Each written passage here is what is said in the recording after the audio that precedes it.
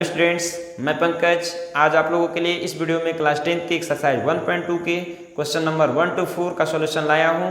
अगर अभी तक हमारे चैनल को सब्सक्राइब नहीं किए तो सब्सक्राइब करें और हमारे वीडियो को जितना ज़्यादा शेयर करें ताकि हम आपके लिए और भी बेहतरीन कंटेंट लाते रहें। तो चलिए हम लोग एक्सरसाइज 1.2 को स्टार्ट करते हैं। तो फर्स्ट क्वेश्चन कहता है निम्नलिखित संख्याओं को अभाज्य गुणनखंडों के गुणनफल के रूप में व्यक्त कीजिए। यानी जो हमारा संख्या दिया गया है इसे अभाज्य गुणनखंड के रूप में व्यक्त करना है, अभाज्य गुणनखंड के गुणनफल के रूप में व्यक्त करना है, यानी अभाज्य संख्या के रूप में ब्रेक करना है। तो सबसे पहले नंबर अभाज्य संख्या होता क्या है? तो अभाज्य संख्या यानी वैसा संख्या जिसका केवल दो फैक्टर हो, यानी दो गुणनखंड हो, उसे हम अभाज्य संख्या बोलते हैं। यानी कहने का मतलब वैसा संख्या जो केवल एक और अपने के अलावा किसी दूसरे संख्या से विभाजित नहीं होती है, जैसे 2, 3, 5, 7, 11, 13, 17, इस तरह से ये सब हमारा क्या है? अभाज्य संख्या है। तो अभाज्य संख्या यानी जिसका दो फैक्टर हो, यानी केवल एक और स्वयं खुद से भाग जाता हो, इसके अलावा किसी संख्या से विभाजित नहीं होता होगा। जैसे 7 भी केवल एक और 7 से ही भाग जाता है। उसी तरह कोई भी अगर हम संख्या लेंगे 13, तो 13 एक से भाग जाता है और 13 से, यानी वैसा संख्या जो केवल एक और स्वयं खुद से भाग जाता है, उसके अलावा किसी संख्या से भाग नहीं जाता है। तो इन सभी संख्याओं को क्या बोलते हैं? अभाज्य संख्या। तो इन सारे संख्याओं के इन्हीं संख्या के रूप में ब्रेक करना है, तोड़ना है, और तोड़ने के बाद उसे गुणनफल के रूप में व्यक्त करना है। तो चलिए हम लोग देखते हैं कैसे ब्रेक। तो हमारा सबसे फर्स्ट 140 को अभाज्य गुणनखंड के रूप में व्यक्त करना है। तो 140 हमारा किन अभाज्य संख्या से भाग जा सकता है? तो सबसे पहले नंबर अभाज्य संख्या जो है हमारा 2 है, 3 है, 5 है, 7 है, 11 है, 13 है, 17 है, 19 है, 23 है। इस तरह से और भी अभाज्य संख्याएं हमारे पास है। इन्हीं अभाज्य संख्याओं में से किसी न किसी से ये भाग जाएगा। तो सबसे पहले हम ट्राई करते हैं 2 से।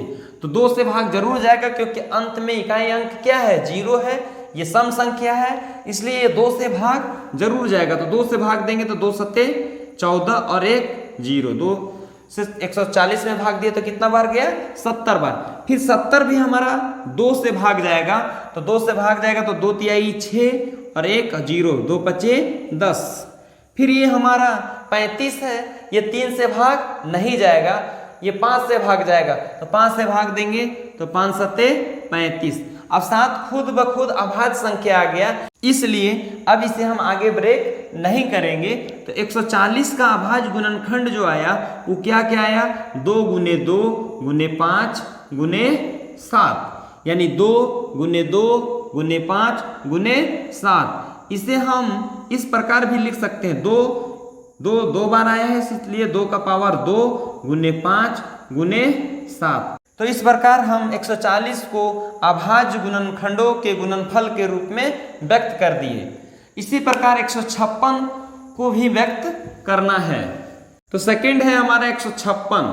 तो 156 का अभाज्य गुणनखंड करेंगे, ये भी हमारा 2 से भाग जाएगा। 2 सत्ते 14, 1 2 अठे 16। फिर ये 2 से भाग जाएगा क्योंकि यूनिट डिजिट यानी इकाई अंक 8 है, सम संख्या है। 2 से भाग जाएगा तो 2 तिहाई 6, 7 में से 6 घटेगा 1 और 8 को नीचे ले आएंगे तो 18 हो जाएगा।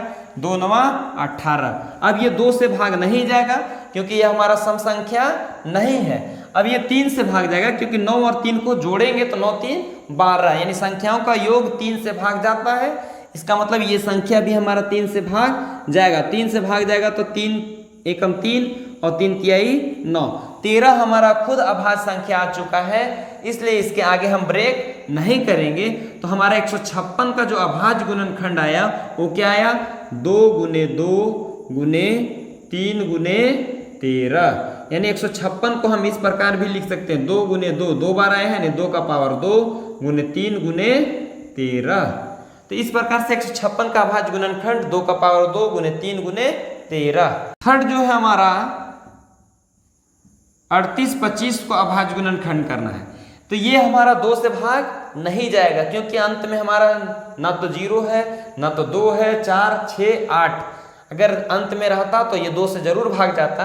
तो 2 से भाग जाने का कोई बात ही नहीं। अब 3 से देखते हैं, तो 5 2 7, 7 और 8 15, 15 और 3 18, यानी इसका मतलब ये 3 से भाग जाएगा, क्योंकि इसका सम जो है यानी इसका योग जो आया वो 18 आया, 18 3 से भाग जाता है, इसलिए ये संख्या भी 3 से भाग जाएगा। तो 3 से भाग देंगे तो 3 से 1, 3 एकम 3, 3 दूना 6, 8 में से 6 घटाएंगे 2 शेष बचेगा, 2 3 सत्ते 21, 3 पचे 15।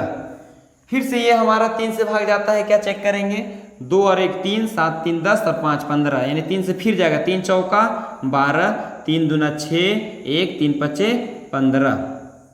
फिर 3 से जाता है क्या, 4 2 6, 6 5 11, यानी 11 3 से भाग नहीं जाता है, इसलिए हमारा 3 से भाग नहीं जाएगा। अब ये 5 से भाग जाएगा तो 25 8 40, 2 50 25। फिर 5 से भाग जाएगा, 5 से 17 पचे 85, यानी 17 हमारा खुद आभाज्य संख्या आ चुका है, इसलिए इसके आगे ब्रेक नहीं करेंगे। तो हमारा क्या आया, 38 25 का अभाज्य गुणनखंड जो आया 3 गुने 3 गुने 5 गुने 5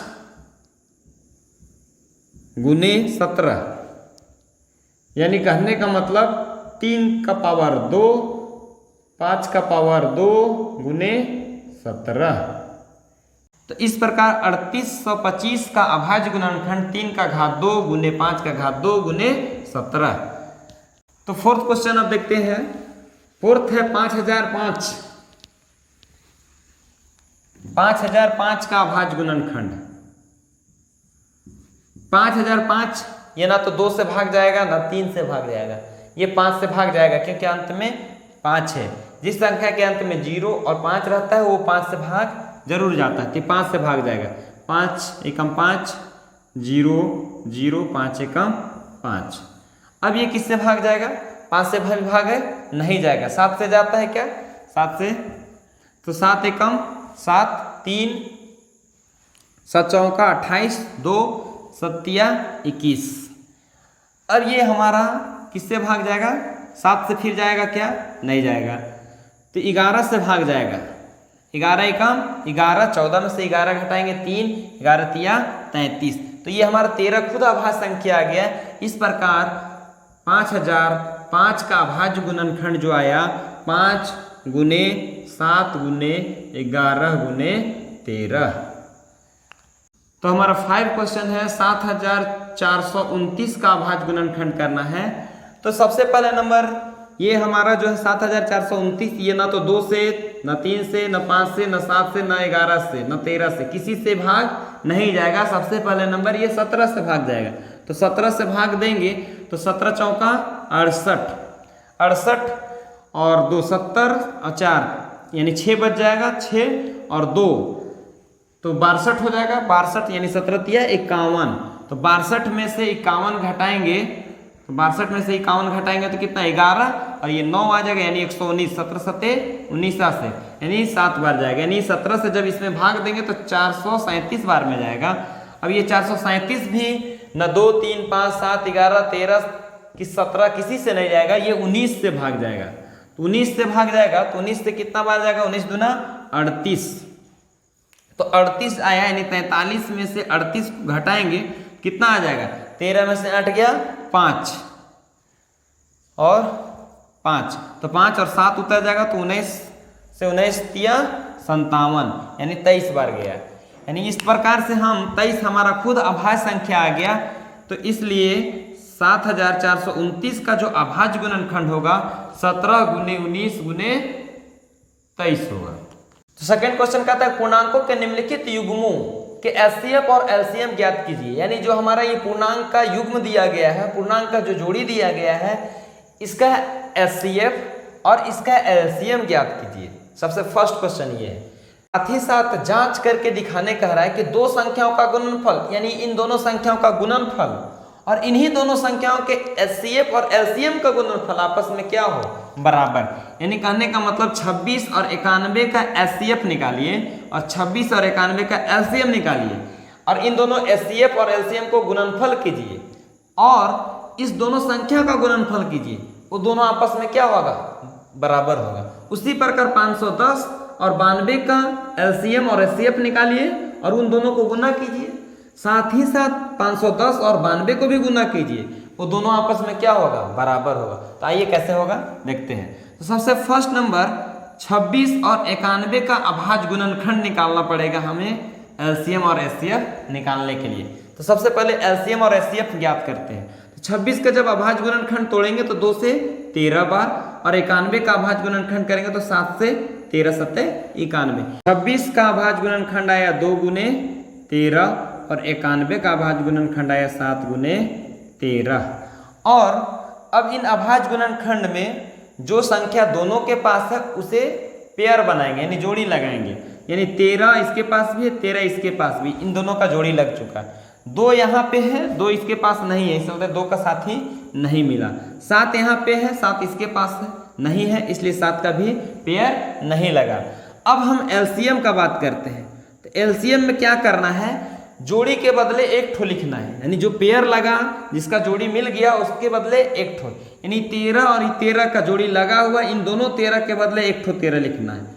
और जिसका जिसका जोड़ी नहीं लगा, जिसका जिसका साथी नहीं मिला, उन सभी को लिखना है, किसी को छोड़ना नहीं है। तो 2 का साथी नहीं मिला, इस चलते 2, और इस 7 का भी साथी नहीं मिला, इस चलते 7। अब इसका एलसीएम होगा 13 गुने 2 गुने 7। तो अब इसको गुना करेंगे तो 13 दूना 26, 26 को 7 से गुना करेंगे तो 7 छक 42 के 2, हाथ में 4, 7 दूना 14 और 4 18, यानी 182 जो है इन दोनों संख्याओं का क्या है, एलसीएम है। अब एचसीएफ का बात करते हैं। तो एचसीएफ में कुछ नहीं करना है, जो जो जोड़ी लगा उसके बदले एक ठो लिख देना है। तो 13 और इस 13 का जोड़ी है, इस चलते दोनों के बदले एक ठो। 2 का जोड़ी नहीं लगा तो नहीं लिखेंगे, इस 7 का भी साथी नहीं है इसलिए नहीं लिखेंगे। तो कहने का मतलब है एचसीएफ में केवल पेयर वाला यानी केवल जोड़ी वाले के बदले लिखा जाता है, बाकी बात से कोई मतलब नहीं है। लेकिन एलसीएम में जोड़ी वाले के बदले एक ठो लिखेंगे, साथ ही साथ जिसका पेयर नहीं लगा, जिसका जोड़ी नहीं लगा, उन सभी को भी साथ में गुना करेंगे।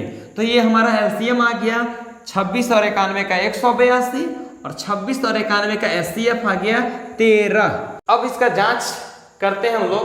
तो जांच में कहता है कि दो संख्याओं का गुणनफल, दो संख्याओं का गुणनफल बराबर एलसीएम गुने एचसीएफ, यानी उन दोनों संख्याओं के एलसीएम और उन दोनों संख्याओं के एचसीएफ, इसे जांच करके दिखाना है। तो दो संख्याओं का गुणनफल क्या है, यानी दोनों संख्या को गुणनफल करना है, गुना करना है, यानी 26 पहला संख्या है और दूसरा संख्या 91 है, और एलसीएम हमारा कितना है 182, और एचसीएफ कितना आया है 13। तो इन दोनों को आपस में क्या होना चाहिए, बराबर होना चाहिए। तो 26 और 91 का गुना करते हैं, 26 और 91, तो 1 से 6 2, 9 छक 54, 5 18 और 5 23, तो 6 6 3 2, यानी 2366। इस साइड भी गुना करेंगे तो कितना आएगा 2366। आप गुना करके देख लीजिएगा। इस प्रकार से LHS बराबर RHS, दोनों साइड बराबर हो गया। इसका मतलब दो संख्याओं का गुणनफल और उसके एलसीएम और उसके एचसीएफ क्या होते हैं, आपस में बराबर होते हैं। यानी 510 और 92 का एलसीएम और एचसीएफ फाइंड करना है, साथ ही साथ जांच करने के दो संख्याओं का गुणनफल, यानी 510 और 92 का जो गुणनफल आएगा और इन दोनों के एलसीएम और इन दोनों के एचसीएफ के गुणनफल आपस में क्या हो, बराबर हो। तो सबसे पहले नंबर 510 का अभाज्य गुणनखंड निकालेंगे। तो ये किससे भाग जाएगा, 2 से, 2 दूना 4, 1 2 पचे 10, 1 2 पचे 10। फिर अब किससे जाएगा, ये 3 से भाग जाएगा, क्योंकि 5 5 10 और 2 12, 3 8 24, 1 3 पचे 15।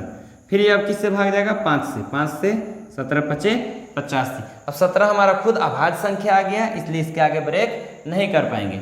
अब 92 का अभाज्य गुणनखंड करेंगे तो क्या आएगा, 2 से, 2 चौका 8, 1 2 छक 12, 2 से, 2 दूना 4, 2 तिहाई 6, 23 बार, यानी 510 जो है हमारा, 510 को अभाज्य गुणनखंड किए तो क्या आया, 2 गुने 3 गुने 5 गुने 17। उसी प्रकार 92 का अभाज्य गुणनखंड किए तो क्या आया, 2 गुने 23। अब इसका एलसीएम का बात करेंगे।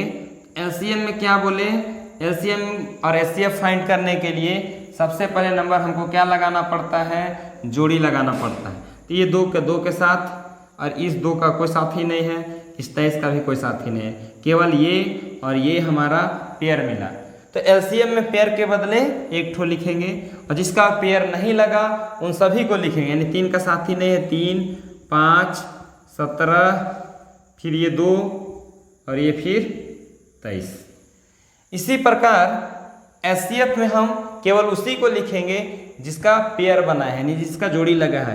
तो एचसीएफ हमारा 2 हो गया, जबकि एलसीएम क्या होगा, 3 दूना 6, 6 पचे 30, 30, 30 दूना 60, 60 और 17 को गुना करो, 60 और 17 को गुना करेंगे तो क्या हो जाएगा, 0 7 छक 42, 0 6, 0 2 6 4 10, यानी 1020 को 23 के साथ गुना करेंगे तो क्या आ जाएगा, 0 6 0 3, फिर 0 0 4 0 2, 0 6 4 3 2, 23 460, यानी एलसीएम क्या हो गया, 23,460,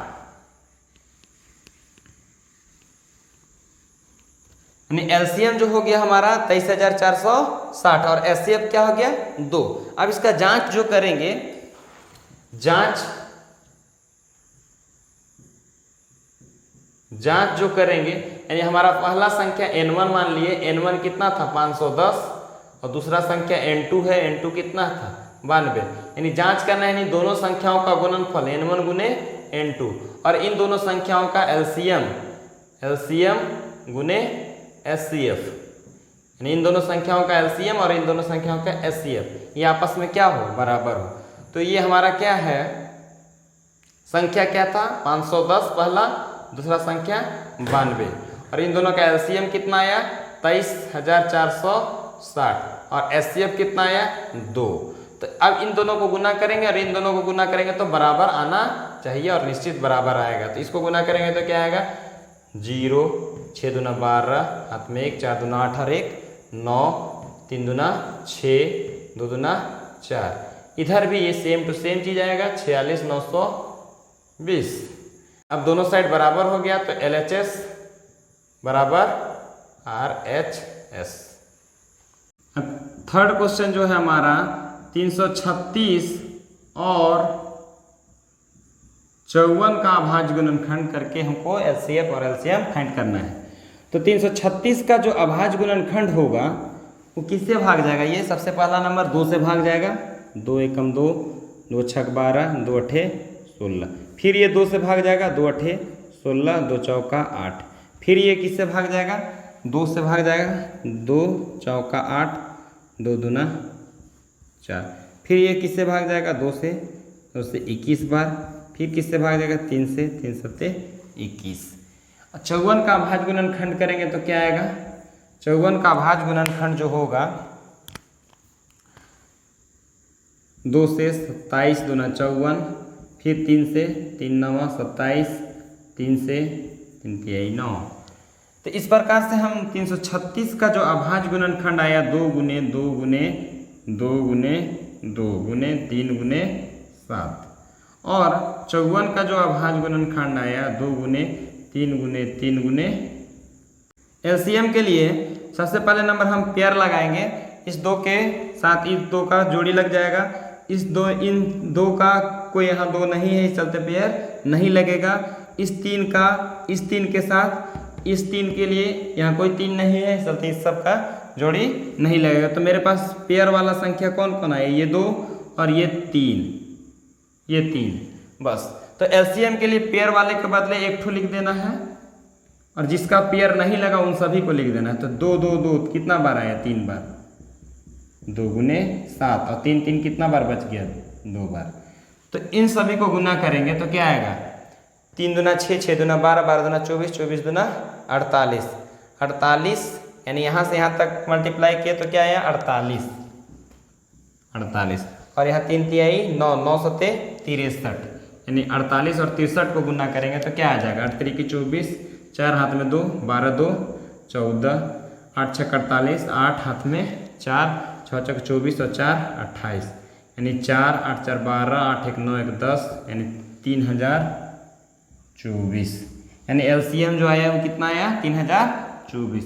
और एचसीएफ कितना हो जाएगा, एचसीएफ में केवल पेयर वाला को लिखा जाता है, तो इन 2 के बदले 1 ठो 2 और इन 2 3 के बदले 1 ठो 3, इन दोनों गुना करेंगे तो 3 दूना 6, यानी एचसीएफ हमारा 6 हो गया। एलसीएम कितना हो गया, 3024।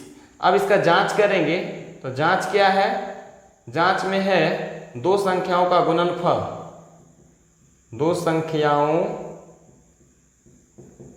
का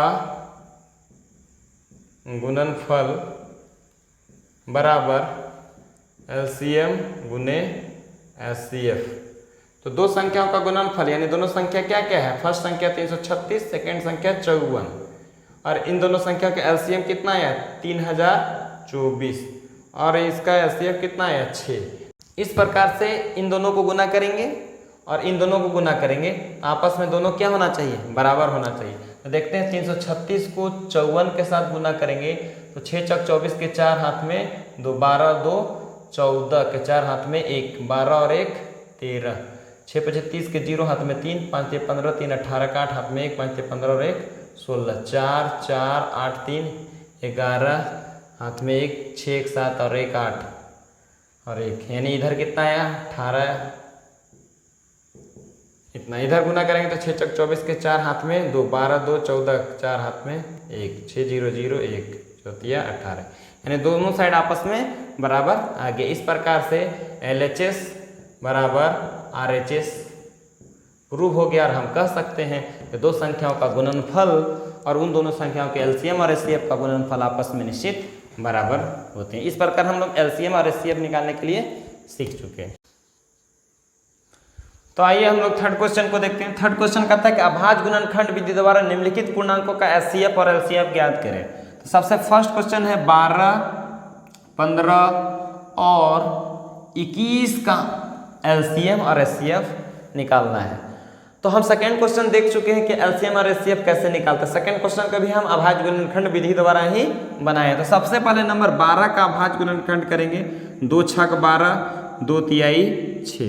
15 का भी अभाज्य गुणनखंड करेंगे तो 3 5 15। 21 का करेंगे तो 3 7 21। यानी इस प्रकार से हम 12 का अभाज्य गुणनखंड क्या है 2 गुने 2 गुने 3। 15 का अभाज्य गुणनखंड क्या है 3 गुने 5। 21 का अभाज्य गुणनखंड क्या है 3 गुने 7। तो LCM में हम क्या करते हैं, LCM और HCF। तो LCM और HCF के लिए हम यही करते हैं, सबसे पहले नंबर पेयर लगाना पड़ेगा। तो देखिए 2 है यहाँ पे, लेकिन 2 इन दोनों के पास नहीं है, इसका मतलब 2 का कोई जोड़ी नहीं मिला। 3 यहाँ पे है, यहाँ पे है, यानी 3 का पेयर मिल गया। 5 यहाँ है, यहाँ नहीं है, इस चलते 5 का भी साथी नहीं मिला। 7 है यहाँ पे, यहाँ नहीं है, इस चलते 7 का भी पेयर नहीं लगा। तो इस प्रकार से LCM में हम पेयर वाले के बदले 1 ठो लिखते हैं, यानी 3 3 3 के बदले 1 ठो 3, और जिसका पेयर नहीं लगा उन सारे को लिख देते हैं, यानी 2 गुने 2 गुने 5 गुने 7। तो इस तरह से देखेंगे हम LCM क्या आया, 3 दूना 6, 6 दूना 12, 12 5 60, 60 गुने 7 यानी 7 6 42, 420।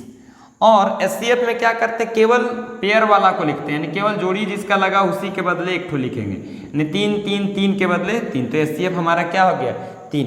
इसको इस प्रकार से भी हम समझ सकते हैं कि LCM में जो होगा अधिकतम पावर को लिखेंगे, यानी अभाज्य संख्या क्या क्या आया, 2 आया है, 3 आया है, 5 आया है और 7 आया। तो 2 के इन तीनों में 2 के अधिकतम पावर को लिखेंगे। तो इन तीनों में 2 के अधिकतम पावर को लिखेंगे, यानी 2 के अधिकतम पावर, यानी 2 के घात 2 है इसके पास है ही नहीं 2, इसका मतलब 2 का पावर कितना है 0 है। इसके पास भी 2 नहीं है, इसका मतलब 2 का पावर 0। तो 2 का सबसे अधिकतम पावर किसके पास है, इन तीनों में से सबसे अधिक इसके पास है, यानी 2 का पावर 2, 2 के घात 2। उसी प्रकार हम 3 है, 3 अभाज्य संख्या, 3 के अधिकतम पावर कितना है, 3 के पावर 1 1 1, तो यही तो एक ही तो अधिकतम पावर हुआ। 5 यहाँ पे है, यहाँ पे नहीं है, इसका मतलब 5 अधिकतम पावर 1, यानी 7 के अधिकतम पावर 1, यानी 5 और 7।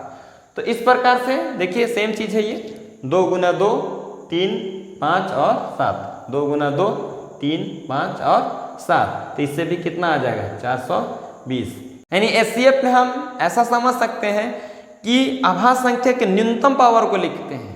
तो आभाज्य संख्या के न्यूनतम पावर यानी 2 के घात 2 है, यहाँ पे 2 के घात यहाँ 0 है ही नहीं 2 इसके पास भी 2 नहीं है।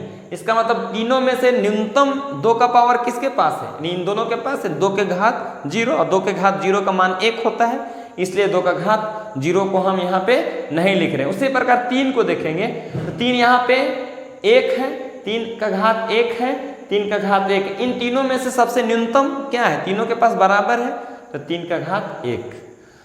उसी प्रकार 5 का न्यूनतम घात यानी आभाज्य संख्या 5 भी तो आया है, तो 5 का न्यूनतम घात 5 के घात 0, क्योंकि 5 यहाँ है ही नहीं, चलते यहाँ 5 के घात 0 नहीं लिखे। यानी कुल मिलाकर एचसीएफ में कॉमन वाला को लिखना है, तीनों के पास जो कॉमन है उसको लिखना है। तो एचसीएफ क्या हो गया 3, यानी एचसीएफ में न्यूनतम पावर और एलसीएम में अधिकतम पावर है, आभाज्य संख्या के अधिकतम पावर को लिखते हैं। सेकेंड क्वेश्चन है 17, 23 और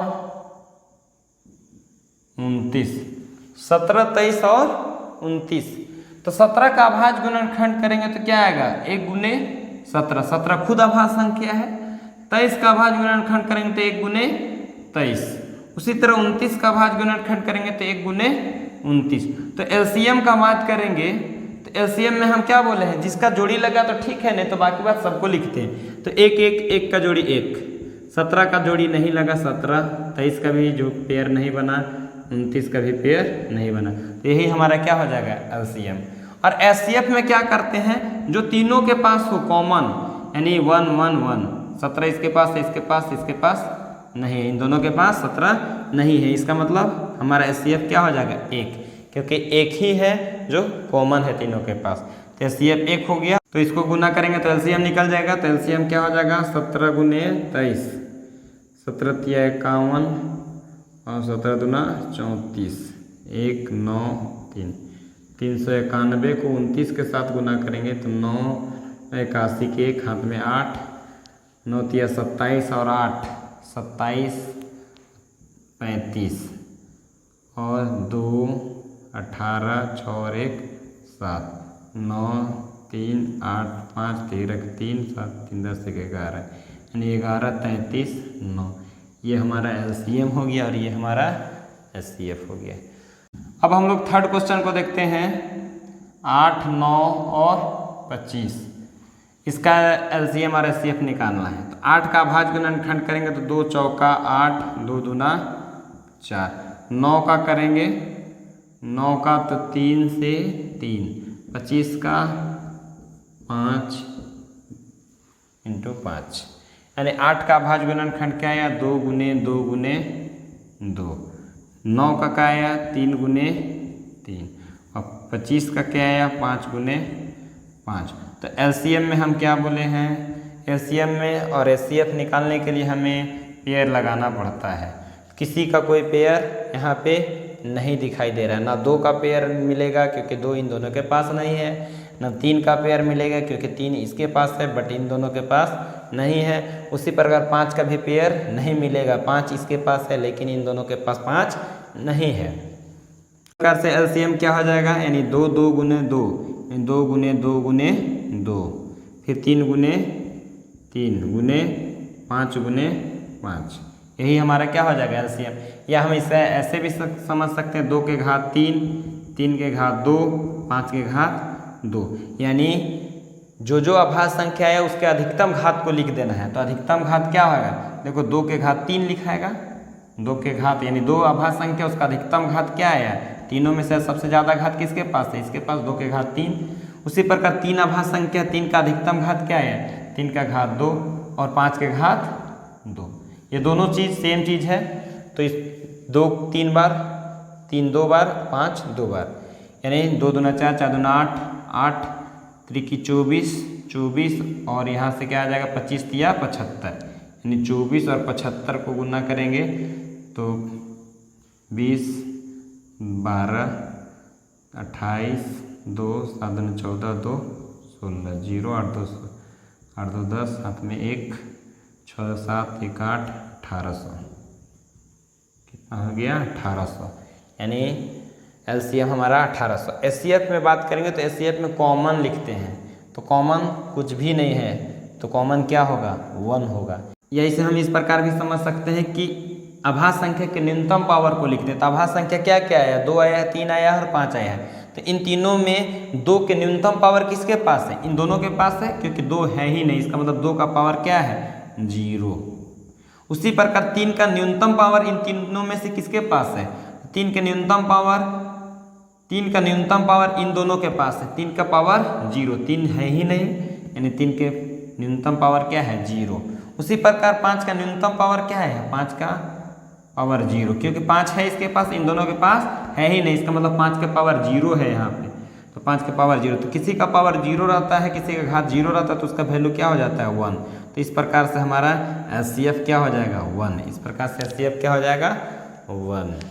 फोर्थ क्वेश्चन हमारा कहता है कि एचसीएफ यानी दो संख्या दिया हुआ 306 या 657 इन दोनों संख्याओं का एचसीएफ 9 है और एलसीएम निकालने का है 306 और 557 का एलसीएम निकाल कर दिखाइए। यानी दो संख्या दे दिया है और उन दोनों संख्याओं के एचसीएफ दे दिया है तो हमें एलसीएम निकालने बोल रहा है। तो सबसे पहले नंबर दिया क्या है एचसीएफ दिया हुआ है 306 और 657 का 9। तो हम जानते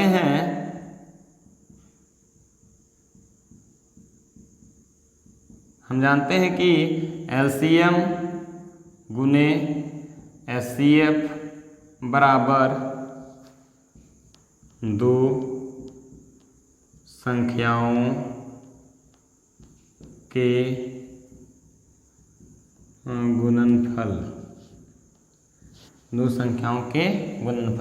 तो एलसीएम फाइंड करना है। एचसीएफ दोनों संख्या का कितना दिया हुआ है 9 दिया हुआ है और दो संख्याओं के गुणनफल यानी हमारा दोनों संख्या कितना है 306 और दूसरा संख्या 657 इन दोनों का गुणनफल। तो एलसीएम बराबर क्या हो जाएगा एलसीएम बराबर 306 गुने 657 ये इधर भाग में आ जाएगा इधर गुना में है। अब इसे कैंसिल करेंगे तो 3 तिहाई 9 3 एकम 3 0 3 दूना 6 फिर 3 से कैंसिल होगा तो 3 तिहाई 9 3 चौका 12 यानी 34 और 557 को गुना करेंगे तो हमारा एलसीएम मिल जाएगा 34 गुने 657। तो 657 और 34 को गुना करेंगे